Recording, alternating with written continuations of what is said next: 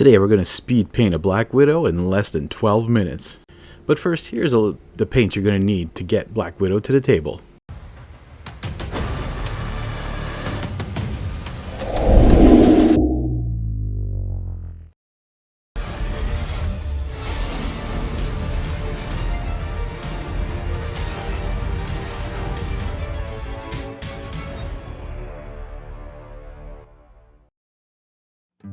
To get the best out of your speed paints, you're going to want to start off with a nice zenithal highlight. Yes, I know it looks like there's not much shade to this because I did end up going a little bit more on the lighter side, but it's because I'm going to be using some grim black on most of this character, and I wanted that to pop a little bit more. But the shading is still there. You can see underneath the arms, underneath the legs a bit more, underneath the robot, in the stones, under her hair, everywhere where there should be shade, there is shade.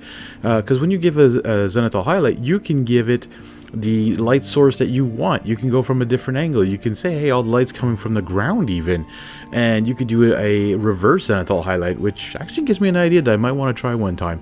I'll have to remember that. Anyways, we're going to be using speed paints on this zombie version of Black Widow. I just want to let you guys know that yes, I am going to be doing the dual videos where I have both miniatures of zombie version and hero version. It's just Black Widow, and a couple other ones were already done prior to the community asking for both of them to be done at the same time. So whenever I get the other version done of a certain miniature, I will link back and forth between the two videos, so you can always check out the two of them on a go. But in this case here, we're just going to be doing the zombie version of Black Widow.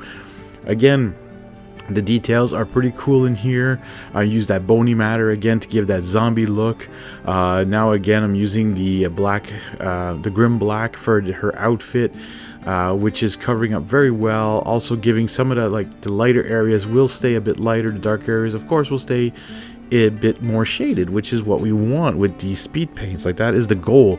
And frankly, zenithal highlight is my go-to now for speed paints. I mean, slap chop is great for some people if you're trying to get certain details or whatever. You're trying to go more for a dark, gloomy look. I find that zenithal just makes your miniatures a little bit brighter, and it makes them pop a little bit more on the table.